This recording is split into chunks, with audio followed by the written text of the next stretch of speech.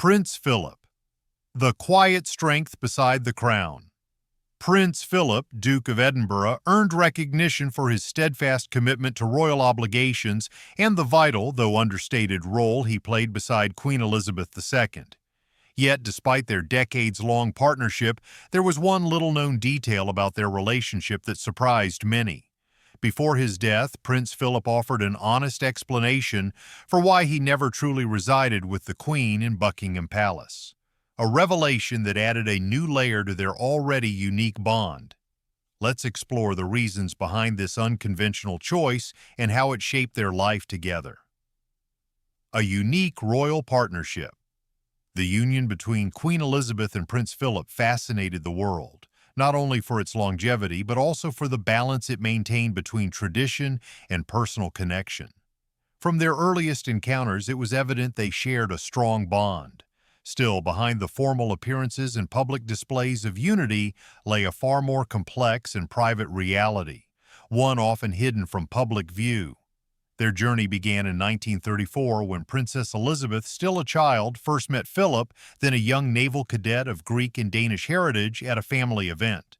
Although their initial meetings were brief, a genuine connection began to grow.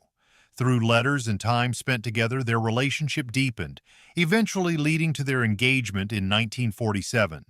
When Elizabeth became queen in 1952, their dynamic shifted dramatically. Her new role as sovereign placed enormous pressure on their marriage.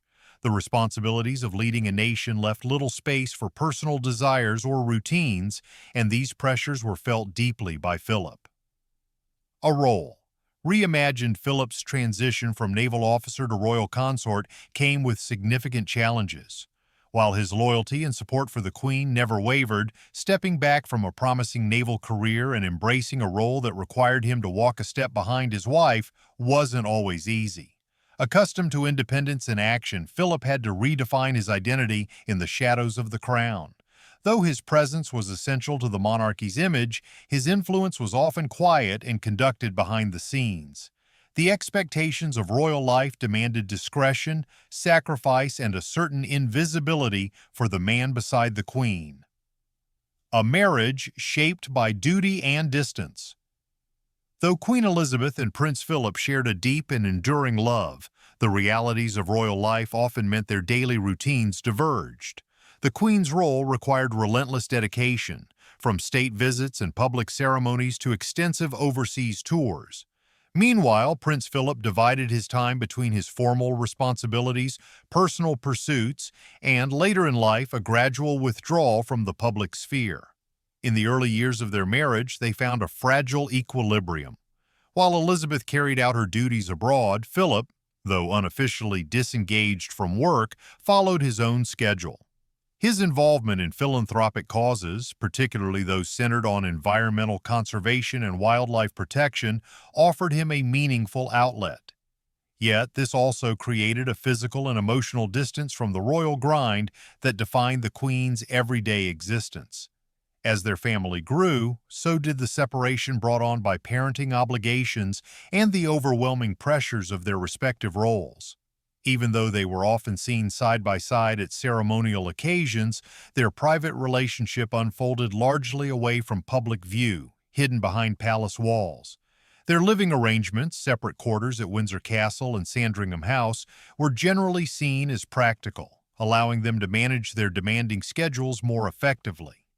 Windsor, close to London, served as a central hub for the Queen's official business, while Sandringham, nestled in the countryside, provided Philip with a more secluded retreat. These residences, both significant to the royal family's heritage, offered personal space that reflected their differing needs and roles. Over the years, many assumed that their time apart was solely a function of royal protocol and duty. The Queen's tightly managed calendar often kept her away from home, while Philip's retirement allowed him more personal freedom to pursue his interests out of the spotlight.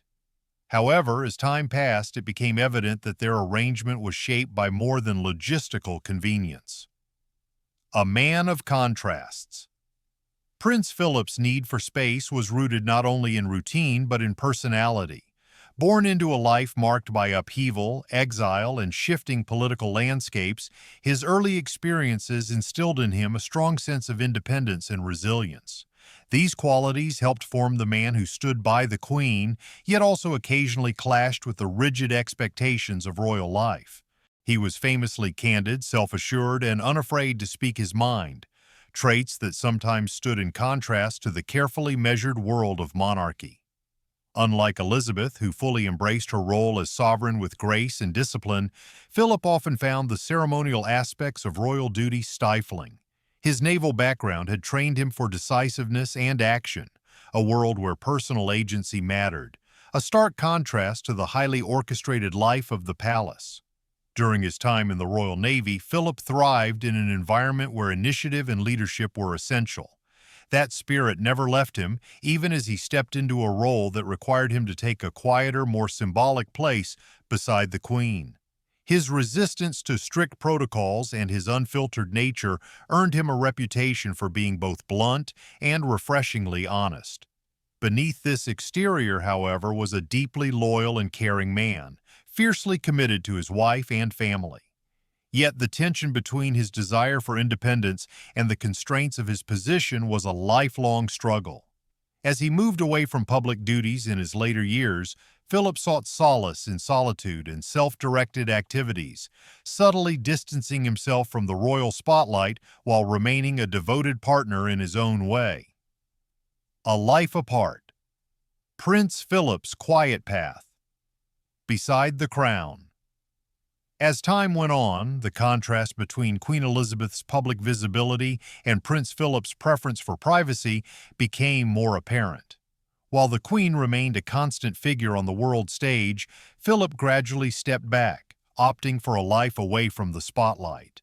Though his retreat was often attributed to his advancing age, it also reflected a deeper longing to reclaim the personal freedom he had gradually surrendered over the decades. Philip's early years as part of the British royal family were marked by adjustment and tension. Marrying the future queen meant embracing a role for which there was little precedent and even less guidance. Although of noble lineage himself, the shift into the rigid structure of British royalty was no small feat. Prior to his marriage, Philip had experienced a life marked by autonomy. First as a young prince in exile after his family was ousted from Greece, and later as a naval officer during World War II. These formative experiences instilled in him a strong sense of independence that was difficult to reconcile with the controlled life demanded by the monarchy. From the start of their marriage, it became clear that Philip struggled with the limitations placed on him. Used to action and leadership, he found the ceremonial and often passive role of consort restrictive. While Queen Elizabeth was immersed in the daily burdens of leadership, Philip was relegated to a position of support, always present but seldom at the center of decision-making. Though devoted to his wife and her mission, he occasionally voiced his discontent with the lack of personal agency his role afforded him. Their marriage was underpinned by mutual admiration, but Philip's place in the institution remained complex. He was never merely ornamental. His contributions to the monarchy were valuable and sincere, but the role didn't always align with his personality or aspirations. Over time, it became evident that he sometimes felt sidelined. His devotion to the Queen never wavered, yet it was impossible to ignore the fact that his own goals had been reshaped, even limited, by the position he had accepted. A legacy beyond the crown. To find meaning beyond his official title, Prince Philip poured himself into projects that allowed him a sense of purpose and freedom. He developed a passion for conservation, education, and youth development. His founding of the Duke of Edinburgh's award remains one of his most impactful achievements, an initiative that empowered millions of young people worldwide and reflected his belief in self-discipline, resilience, and personal growth. Philip's hobbies also spoke to his need for autonomy. A lover of the outdoors, he found peace in pursuits such as hunting, fishing, and carriage driving. These were more than leisure activities. They were a means of reconnecting with the self he had been before royal duty consumed much of his life. These outlets offered him a rare space where he could exist outside the shadow of the crown. The question of separate lives. Over the years, the question often arose, did Philip and Elizabeth truly lead separate lives? The answer, while not straightforward, lies in the nature of their roles. As public figures, they were regularly seen together at official events and family gatherings. But behind closed doors, their lives followed different rhythms. Their separate living arrangements in places like Windsor Castle and Sandringham weren't just matters of logistics, they were reflections of individual needs shaped by decades of service and personal evolution. As the decades passed, the distinction between their public unity and private distance became more evident. While the royal family continued to uphold an image of cohesion, those close to the crown recognized that Philip and Elizabeth had forged a partnership that allowed space, literal and emotional, for each to be themselves. This mutual understanding, far from signaling estrangement, may have been key to the longevity and strength of their bond. The quiet distance. Prince Philip's gradual retreat from royal life. While the royal family continued to project an image of unity and strength, those closest to Queen Elizabeth II and Prince Philip began to notice subtle yet telling changes in their relationship. For decades, they had walked parallel paths, united in purpose, yet often separated by the nature of their roles. Prince Philip had long stood as a reliable figure beside his wife, not only supporting her personally, but also reinforcing the monarchy's image to the public. However, the burden of this role eventually began to outweigh its rewards. Philip had always voiced a desire for a more private life, one that allowed him to explore his own interests without the ever-watchful eye of the public or the constraints of royal expectations. While Queen Elizabeth remained unwavering in her sense of duty, rarely deviating from her public commitments, Philip slowly withdrew from the spotlight. Despite their frequent joint appearances at official functions, there were growing signs that the couple's personal lives were becoming more separate. The pressures of public life had affected both of them in different ways. Whereas the Queen met those demands with quiet endurance, Philip increasingly turned inward, finding comfort in his own pursuits. Over time, his involvement in royal affairs lessened, and he gravitated toward a quieter existence.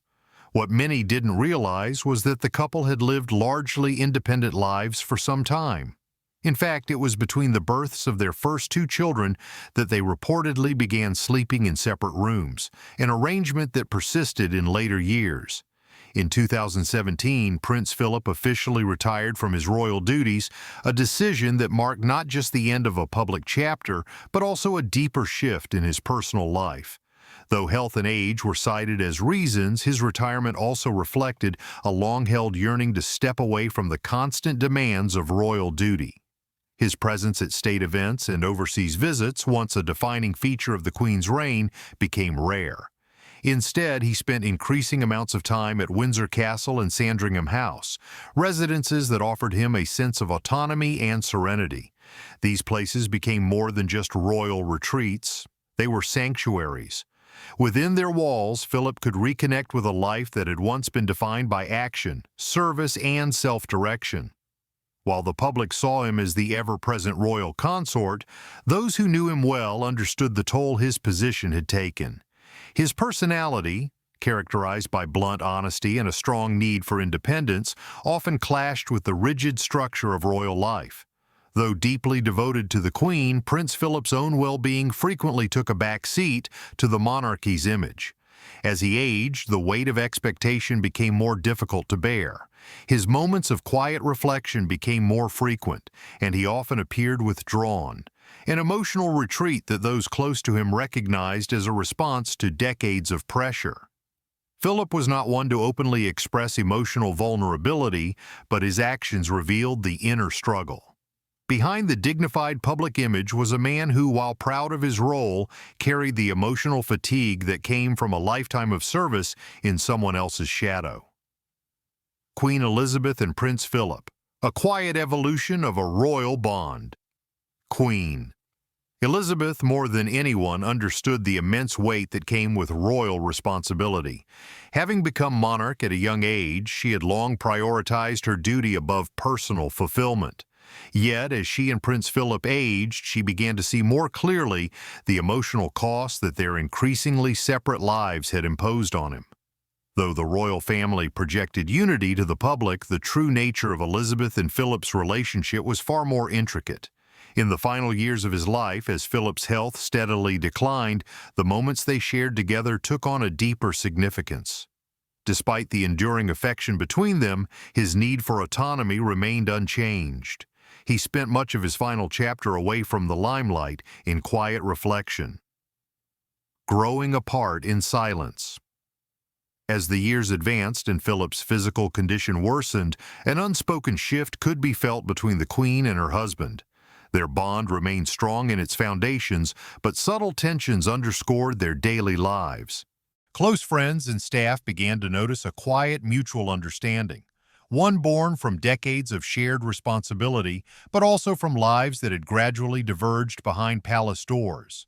Privately, their connection endured, built on respect and a long history of shared challenges. Yet the physical and emotional distance between them became increasingly apparent. Their living arrangements reflected more than just the demands of their positions, they also signaled a deeper truth.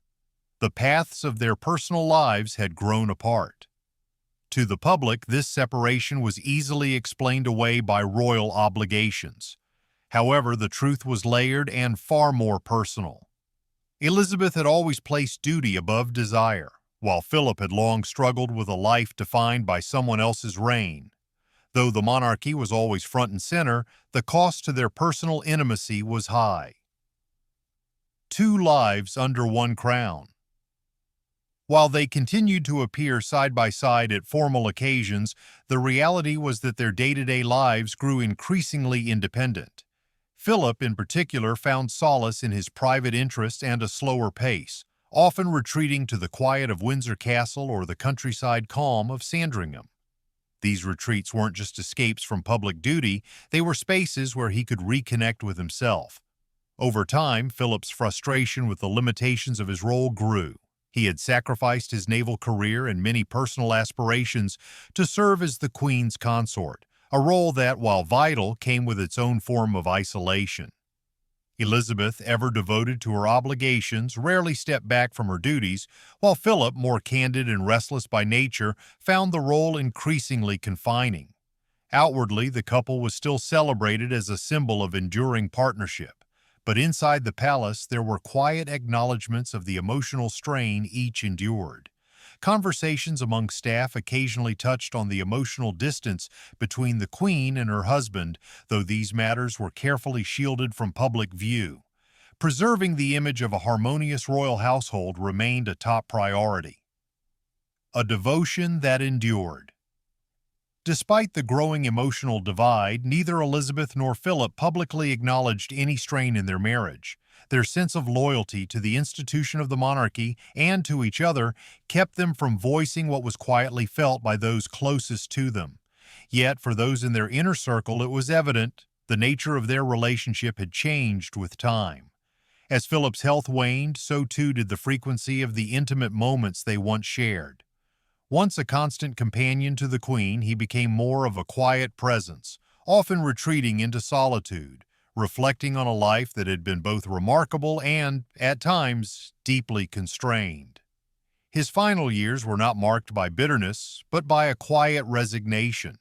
Though distant in some ways, the deep-rooted affection between him and Elizabeth remained unshaken. Theirs was a union built on duty, history, and love, complicated but unbreakable. A hidden truth. Prince Philip's final admission. In his later years, as his health waned and his mind often clouded by frailty, Prince Philip remained deeply connected to his beloved wife. Yet beneath his devotion, there was a personal truth he had carried with him for many years, one he had never spoken aloud until his final moments. It was the reason he had chosen to live apart from the Queen in their later years, and it was a truth that had long remained unspoken. As Philip grew older, he became increasingly introspective. His once active role had given way to a quieter, more reflective life, spent largely within the familiar walls of Windsor Castle. It was here, in the solitude of one of the rooms that had witnessed so many years of royal life, that Philip found the courage to speak the words that had been trapped inside him for so long. On a quiet afternoon, he sat beside a close friend, his eyes welling up with tears as he gathered his thoughts. His voice thick with emotion, Philip began to confess a truth that had eluded him for so many years. He fought to maintain composure, but the mixture of sadness, resignation, and something deeper, an undeniable truth, was evident on his face. "I kept this hidden for so long," Philip began, his voice trembling. "It wasn't because I didn't love Elizabeth.